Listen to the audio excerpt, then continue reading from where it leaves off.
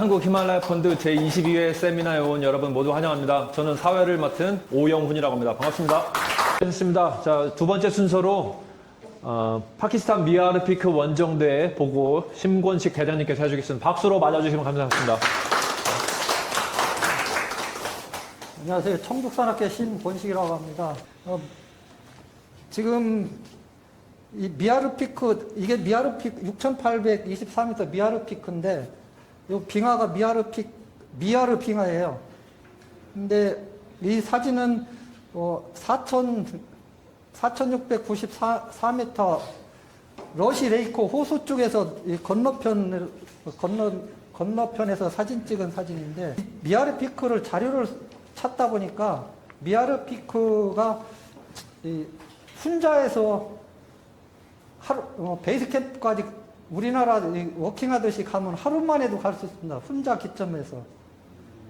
그리고 최종 마을에 훈자에서 차로 1시간 올라가면은 그 호파르라고, 나자르에서 조금 더 올라가면 호파르라는 마지막 마을이 있는데, 거기에서도 베이스 캠프 저희가 쳤던 자리 3,600m, 600에서 3,700짜리 거기까지가 하루만 갈 수 있습니다. 근데 이제 현지 포터들이 이틀에 갑니다. 고소 적응하기에는 뭐 괜찮은데, 고소도 마지막 호파르에서 베이스 캠프 자리가 여기가 3,600에서 3,700 정도인데, 여기까지 고수가 한 1,000m 정도, 고도가 1,000m 정도밖에 안 됩니다. 근데 이제 저희가 원래 준비하면서 베이스 캠프를 현지 에이전시랑 또 예전에 이런 지도라든가 이런 걸 찾아서 베이스 캠프를 저는 4,300에서 4,500에다 설치하려고 가능할 거다 했는데, 현재 실제 가서 보니까 호파르 마지막 마을 포토 원주민들도 이 빙하에 대해서 잘 몰라요. 접근성은 굉장히 좋은데 그 정도로 이 자료가 없어가지고, 지금 이 지도가 133년도 그 마틴 콘웨이라는 탐험가가 직접 탐사하면서 작성한 지도예요. 마틴 콘웨이. 그리고 이 사진에 표시된 거는 여기 베이스 캠프 자리인데, 여기가 1캠프라고 되어 있는데, 44년 전에 이탈리아 팀이 등정을 시도한 기록이 있더라고요. 저희가 그래서 이 원정 계획서에도 첨부를 했는데, 저희도 최소한은 여기에다가 베이스 캠프를 설치하고서, 그리고 텐트 한 2동 정도 2인용짜리 싱글 텐트하고 3인용짜리 텐트하고 이제 이 설렁 시작하는데 3인용짜리 전진 캠프 형식으로 쳐놓고서 2인용짜리 텐트를 가지고 뭐 2박 3일이든 3박 4일이든 알파인 스타일로 하려고 준비를 했는데,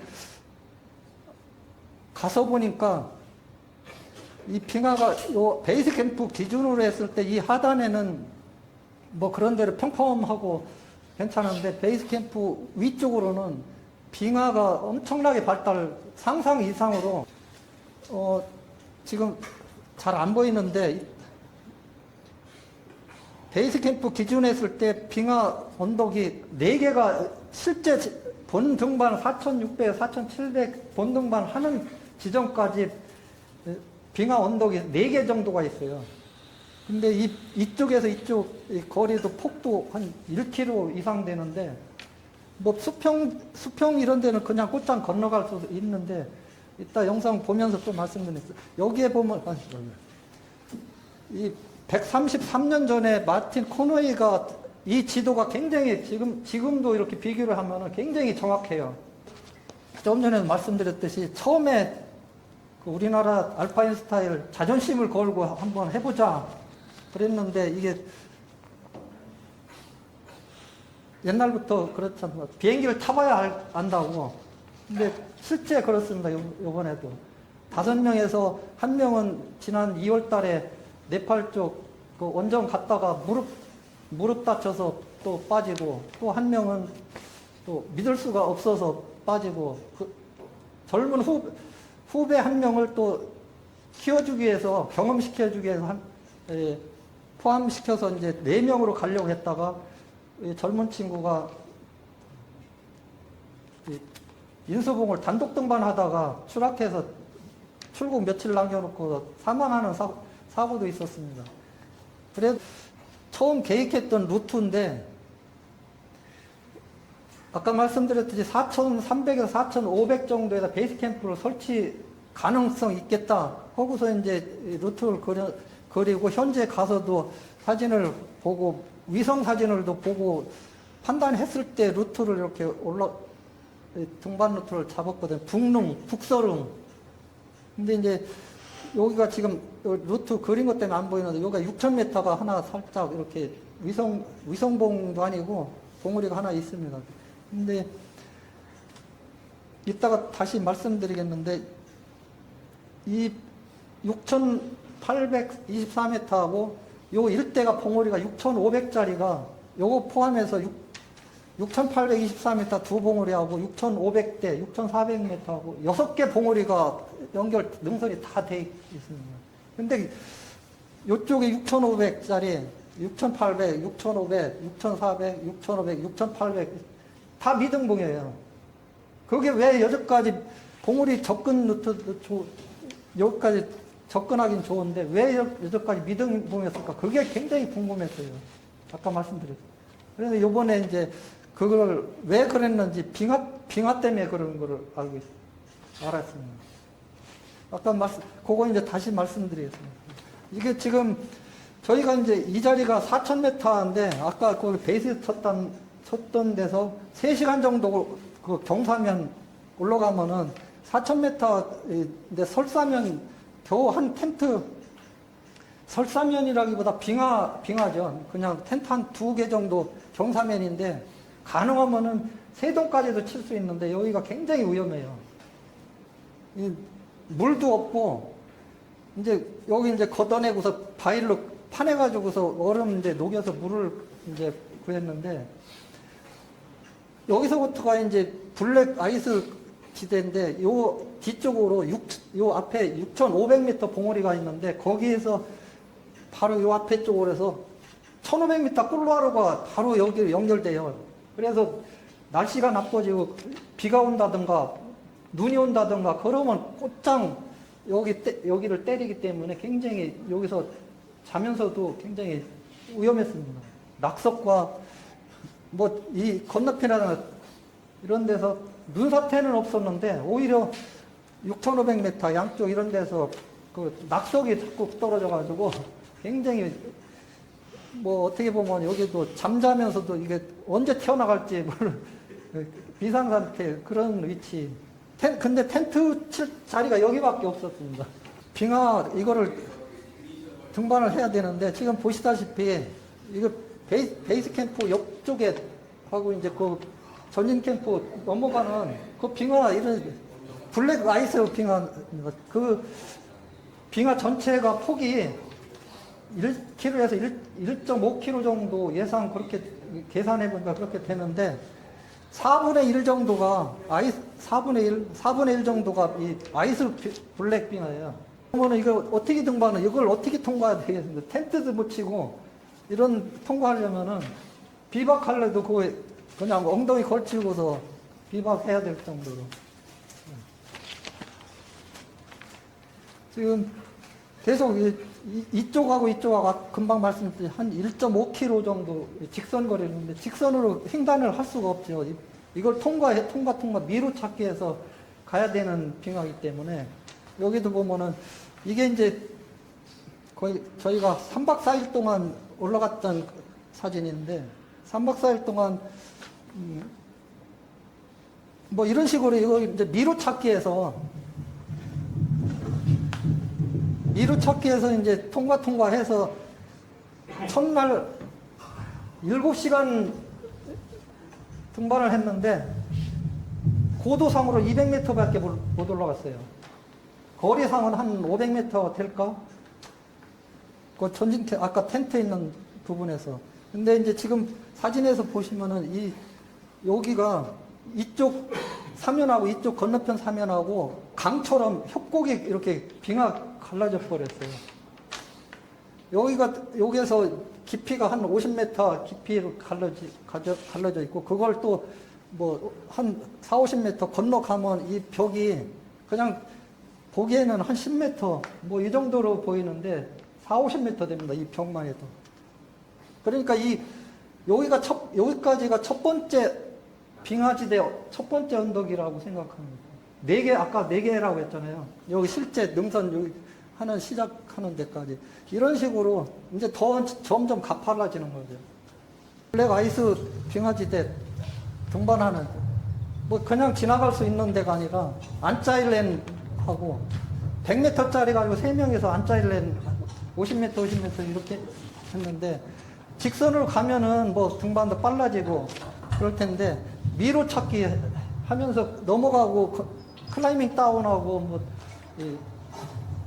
아발로코프에서 하강도 해야 되고 이런 시다 보니까 등반을 할 수 있는 시간이 없어요.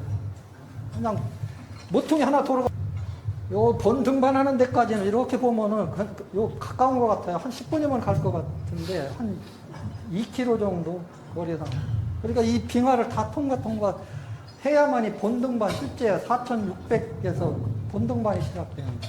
그러니까 4,000m에서 4,600 구간이 그동안 경험하지 못한 그런 크레바스 지대. 여기 보면 크랙이 가 있잖아요. 근데 아침에 올라갈 때는 그래도 바위를 찍을만 했었는데, 오후에 내려올 때는 이 통째 1m 이상 이 얼음, 사람 크기만한 빙을 그냥 녹아서 그냥 무너져 버려요. 이런 식으로. 요 간격도 한 2m가 넘기 때문에 이만큼 클라이밍 다운해서 건너와야 되는. 요 깊이는 너무 깊어가지고 보이질 않는, 깊이가 안 보이는 대형 크레바스. 이걸 뭐 직선으로 건너갈 수 없으니까 뭐 미로 찾기 이런 식으로 건너가니까 시간도 많이 걸리고, 등반은 등반대로 지쳐버리고. 지금 저희가 크레바스 지대가 어마무시합니다. 이걸 어떻게 통과하냐. 말 그대로 어떻게 통과하냐. 이 깃발을 저희는 여기 능선 등반할 때 여기 부분도 대형 크레바스들이 많이 있습니다. 근데 여기에서 이제 가스 끼고 뭐 날씨 나빠질 때 여기서 사용하려고 이 깃발을 20개를 준비했는데, 이게 여기다가 통과하면서 꽂았는데 저기 가서 보면 저만큼 가서 보면 안 보여요. 깃발 무의미할 정도로. 구조 신청하면 곧장 헬기가 구조 떠요. 돈을 안 내도 보험만 가입하면은 걸러 걸릴 수 있고. 그렇고 오라스 보험, 요 보험 말씀드렸듯이 이거는 그 후불제라 사고 났을 때 헬기 비용을 지불해야 헬기가 뜨고, 나중에 이제 그 보험회사에다가 그 비용을 청구를 해야만이 나올 후불제죠. 오라스 보험. 그 스포츠 안전재단도 보험도 그렇고, 그동안은 스포츠 안전재단도 우리나라에 있는 보험이 히말라야 적용이 거의 없었어요. 근데 최근에 이렇게 우리나라 스포츠 안전재단 보험도 히말라야 쪽에도 그 가격대라든가 이런 거에 대해서 많이 적용이 많이 되더라고요. 사고 났을 때 구조해서 국내 이송, 치료 보험 이런 게 많이 이게 됐으니까 요 보험도 상당히 효과적이고 원정대들 많이 가입을 하면 좋을 것 같습니다. 이 스포츠 안전재단 보험에 저희가 1인당 8만 원씩 들었습니다. 그리고 오라스 보험하고 요거 해서 총 180만 원, 아까 말씀드렸듯이 180만 원 정도 보험에 두 가지 포함해서. 아까도 말씀드렸듯이 지금 요 사진이 안 보이는데 요 산하고 요 산이 5,600대 산이거든요. 근데 그 사이에 미아르 빙하 있고, 요 바로 이 산 너머에 그 골든피크 스펜틱이 숨어 있어요. 그 인수봉, 여기 예를 들어서 인수봉이다 하면 이쪽에 스펜틱이 선인봉처럼 근데 이렇게 가까운데 스펜틱을 우리나라 등반팀들이 여러 팀들 등반하고 갔다 왔는데 이 빙하에 대한 소개들이 없더라고, 찾아도. 꼭 자기네 등반한 그 자료만 이렇게 공개하고 주변 탐사들을 거의 안 했어요. 그러다 보니까 이 미아르 피크에 대한 또 이 빙하에 대한 언급들이 한두 줄밖에 없어요. 그러다 보니까 자료가 너무 없고 이 빙하에 대한 상태가 너무 없고 그러다 보니까 직접 눈으로 봐야 되겠다. 현지 에이전시한테도 계속 직접 가서 사진 찍어 보내라 했는데 결국 여기 이 사진 찍은데 여기 지금 베이스 캠프 정도까지만 가서 요 일대만 사진만 찍어 보내고 그건 제가 잘못이죠. 제가 빙하에 대한 또는 이 봉우리에 대한 언급들이 거의 없어요. 김창호 대장만 만약에 이 미아르 피크를 등정을 하면은 이 능선을 타고서 다른 봉우리에도 연속 등정할 수 있지 않을까 하는 그런 기록만 있고 근데 이 빙하가 지금 요 6,500짜리 6,800, 6,500 또 요 바위봉우리 띠 6,400, 6,500, 6,800 최소 5개 봉우리 그 눈이 엄청 많은데 그 눈들이 다 한가운데로 몰려 쓸려 내려와요. 그러다 보니까 빙하가 이렇게 발달돼 있어. 너무나 상상 이상으로. 사진이랑 항공 사진을 보면은 지금 여기 길인 것처럼 보이잖아요. 이 길이 아니라 빙하가 녹아서 이 절개지에 5, 60m, 최소 100m 이 절개지 벽이에요. 근데 이제 저희가 이제 베이스 캠프를 여기다 치워놓고서 이 사면을 따라서 이제 갔는데 여기까지밖에 못 가고 여기는 도저히 지금 반이 이 정도가 블랙 아이스고 통과해서 넘어가야 그래도 일반 하얀 빙하가 연결되는데 여기 정도까지는 뭐 그냥 일반적인 빙하라고 생각하시면 되는데 이 위로는 지금 보면 여기 첫 번째, 두 번째, 세 번째, 네 번째 4개의 빙하 언덕을 넘어가야 본등반을 할 수가 있습니다. 그래서 여기까지 이 봉우리들이 미등봉으로 남아있던 게 이 빙하 때문에 접근을 할 수가 없어서 미등봉으로 남아있을 거라 생각이 되고 그렇게 확신이 되고 비록 뭐 본등반 못하셨다고 좀 뭐 이렇게 아쉽다고 많이 말씀하셨지만 그런 미지의 세계로 나가서 이렇게 도전하는 그 자세가 너무 생생하게 보여줘서 감사합니다. 그 아더 사이드로 올라가면 안 됩니까? 거기는? 만약에 이쪽으로 시도를 한다면은 이 아래쪽에서 빙하를 횡단해서 왼쪽 사면도 경사가 가파른데 이쪽은 거의 힘들고 위험하고 이 건너편 이 사면으로 초지거든요. 여기까지 약간의 피탈인데 초지가 형성됐어요. 그 경사가 가팔라요. 만약에 가다가 떨어지면 이 빙하까지 굴러 떨어지는 뭐 제동이 안 될 정도로 그렇게 경사들이 가파요. 그리고 이제 만약에 한다면은 남쪽에서 이 너머 쪽에서 벽등반을 이제 어프로치가 조금 길죠.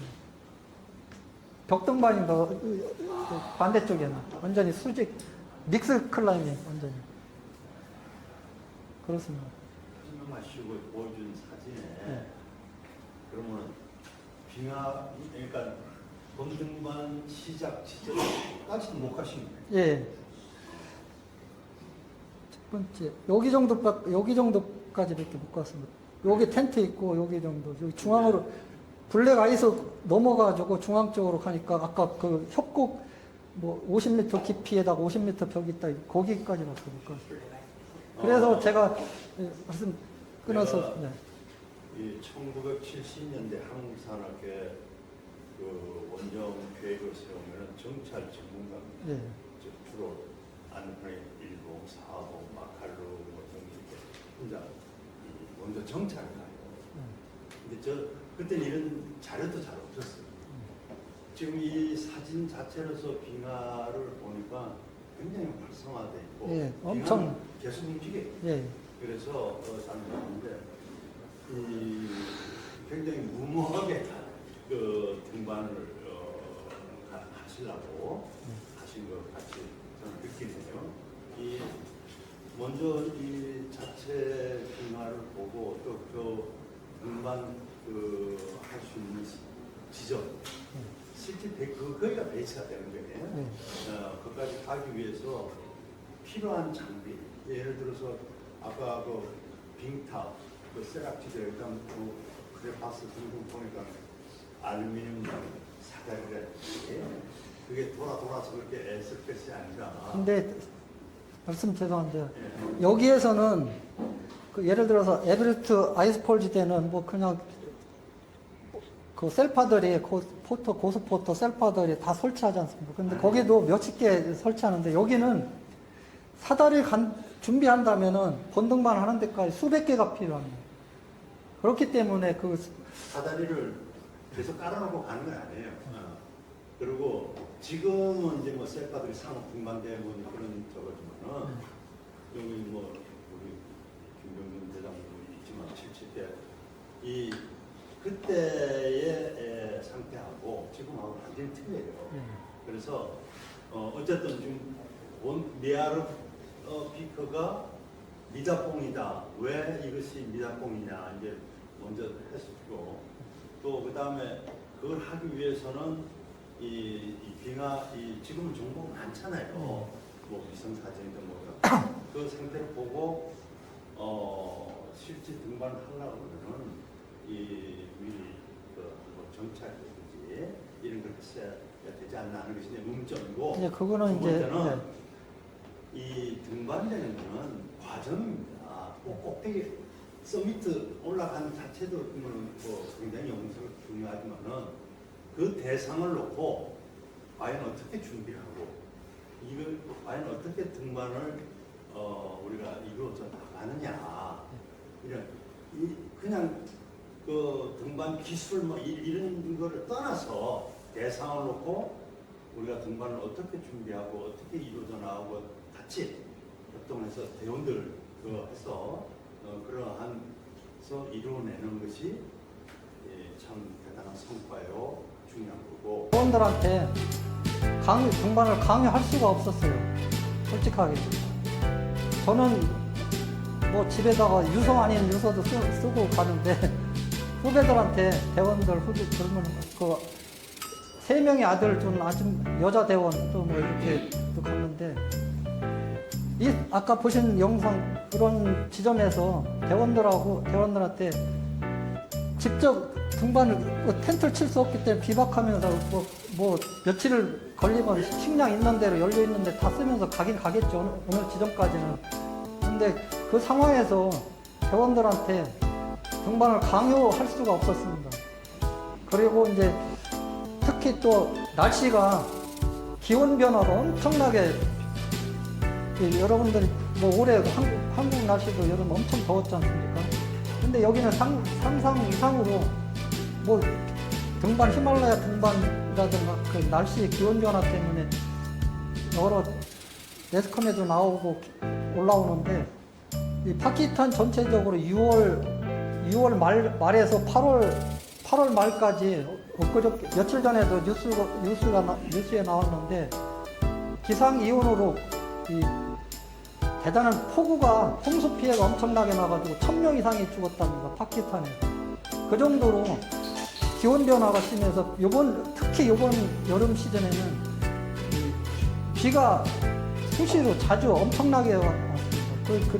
파키스탄은 보시다시피 뭐 나무들이 없지 않습니까? 비가 예를 들어서 50mm 정도 온다면은 무조건 산사태 납니다. 2년 전에도 저희 갔는데 저녁 먹고는 산책도 했는데 이번에는 산책을 할 수 없을 정도로 손을 대지 못할 정도, 뭐 조금 저기 한다면 계란 후라이가 될 정도로 그렇게 뜨거워요. 표면. 이번에는 그 기온 변화 때문에 비가 엄청나서 말씀드렸듯이 1000명 이상 사망자가 나왔고 여러분들 그래서 제 생각엔 파키스탄 쪽으로 여름 시즌에는 조금 시기를 한 달 정도를 앞당겨 가든가 그렇게 해야 될 것 같은 생각이 있어요. 근데 이제 여기 만약에 뭐 여기를 다시 간다면은 눈이 쌓였다면 그만큼 또 히든 크레바스가 또 많이 생기겠죠. 여기는 해결하려면은 조금 고민을 많이 해봐야 되겠습니다.